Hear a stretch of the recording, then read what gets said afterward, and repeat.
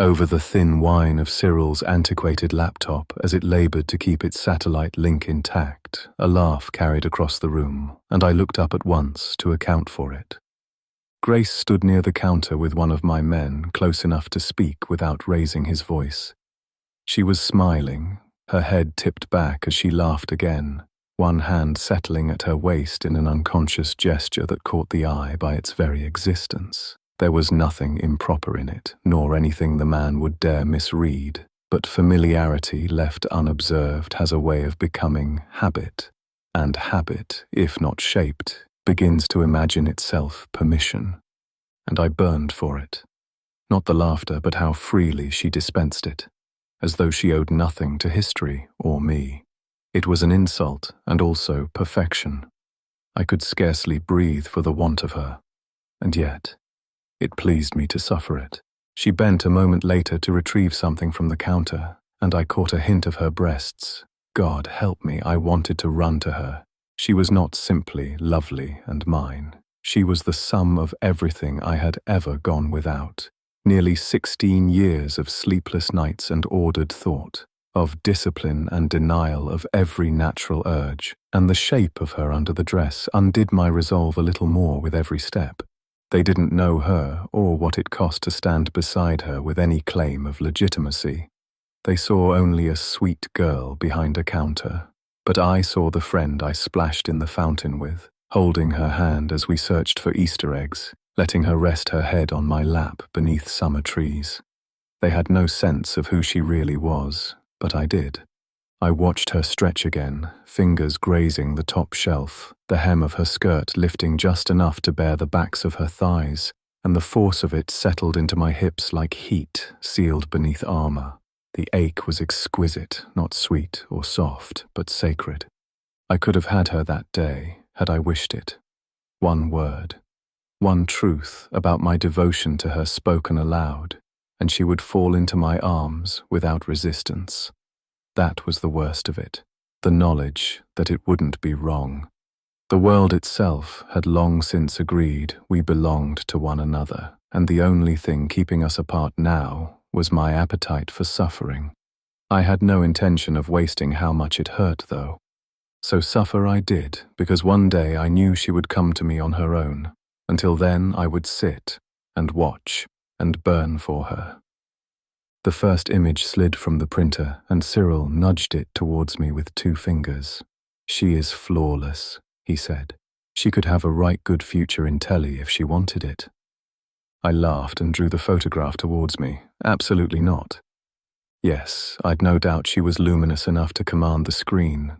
Everything she stood to gain with me would endure beyond her lifetime, though. Our children's lifetimes, and so on, God willing. The other was a brief spectacle beneath her. With a modest shift in political fortune, she would be queen, I said, as I lifted the photo to see her better. I rather doubt she would trade that possibility for a few years of playing dress-up for the public. She answered each question Cyril put to her as though she'd read the script I'd written only in my head, precisely as I would have asked her to, had we more time to prepare. It was almost unnerving how perfectly she understood what to give him and what to keep for herself. The men moved around her, clearing dishes and resetting the tea room without being told, as soldiers do only for someone they've quietly chosen to serve. She laughed with them, accepting their small courtesies as a matter of course. It pleased me more than it unsettled me. They'd not lift a finger unless she earned it, and it was right that she should. Command sat naturally in her bearing, drawn from blood rather than effort, from a lineage that had never needed to ask. Even I felt the pull to yield to her, though I neither would nor could. Another print slid free, and Cyril gave a pleased hum as he caught it. "Well, now, that is a handsome couple," he said, setting it before me. "Are you not glad I insisted upon it?" Grace sat beside me, all poise and polish, her expression the very picture of serene loyalty. Our hands joined on the table, unrehearsed, but not by accident. Cyril arranged it, of course. He knew me too well, and what it cost to want a thing and never reach for it. So I said nothing when he told me to put my hand on hers, only nodded and let it kill me in silence. He settled into the chair beside me as the next set of photographs began to print, his attention fixed not on the machine, but on me, watching the way I watched her. Of all the men I kept company with, Cyril understood the improbability of it, not her being found, but that it was I who crossed her path. It was a sobering thing to behold. So when he spoke at last, the reporter in him asserting itself despite better judgment, I took no offence. Does she remember anything from before they took her? Most of them do not, from what I understand. I only shrugged, but the question wasn't so simple. There was a line to be held, how much truth a mind would bear without breaking itself open in self-defense. She'd survived by forgetting. That fact alone demanded respect. I would sooner err on the side of patience than risk being the man who shattered what little piece she managed to assemble. Not much yet.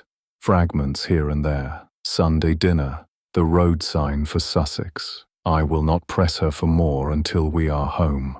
He gave a quiet laugh under his breath as he rubbed a hand across his chin. Imagine what they would say now, those rebels, if they knew one of the royals had been kneading their bread all these years.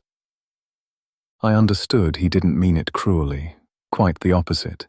He'd weathered those early years beside me when grief made a mockery of my discipline and I was little more than a boy refusing to cry. So I allowed his remark. He'd earned the right long ago. The stuff of nightmares, I said. I cannot get her out of here quickly enough. Cyril leaned back to glance at the computer screen, fingers tapping a brief pattern across the keyboard. They are sent, he said. My phone buzzed on the table between us as the files finished loading. I went through them without haste and selected 3, only those of the 2 of us together. My parents would be at Blackmere by now, and her grandparents with them, if the hour had been kept as planned. They'd not seen her in 16 years, and I'd not set foot home in over 1. It seemed fitting then that what reached them first should be this, proof not merely that she had been found, but that she was no longer alone. Cyril waited until I finished sending them off and asked, "She remembers what they did to the diplomats then?" I looked at him and nodded. It had been a wicked plan, even by their devil-rebel standards. It was a mercy that the commandant had already seen to most of the known rebel agitators. Otherwise, I would have spent a small fortune ensuring they disappeared in ways that satisfied me for what had been done to her. But the promise of an exclusive had its price, and this was it, to name what ought never to have been lived at all, let alone spoken. There was a harvest fair in the country for the children of the foreign corps, I said. They promised them apples, hay rides, and running through cornfields, the sort of thing that photographs well and their mothers would have insisted on. I motioned to the mountain road we drove in on across the river. They made it as far as the bend in the road at the narrow stretch where the trees clear, and the militia was waiting for them. Cyril rushed to get his pen and flipped over one of the photos to jot it down as I continued. They strung up the adults and teens from the train bridge for everyone to see, let them hang until they rotted free of their ropes. I let the pause hold until he'd caught up enough. But Grace was put to work here while the younger children were sent on trains in every direction across the territory. They forced her to bake for the men who had killed her parents. And I expect, though she did not say it outright, that she was made to smile while she did so. He tapped the end of his pen against the photo, his head rocking as he weighed the angles. English tenacity, childhood sweethearts reunited, the crown's blood lost and found again, rebellion brought to heel. One brow lifted a fraction to acknowledge the truth of what sat beneath all of it. It has all the makings of a proper legend, has it not? My phone lit up on the table before it sounded. I read the message once, then again, letting the meaning of it settle before I allowed myself to smile. It wasn't for her or me alone, it was for the whole of it. For a family that endured years of absence and silence, for an estate constantly gripped by uncertainty, and a lineage perilously close to ending. Those photographs had done what no assurances from anyone ever could. It returned grace to them. It closed a wound left open far too long, and in that knowledge, I didn't trouble to disguise my satisfaction. Yes, I said, it certainly does. It certainly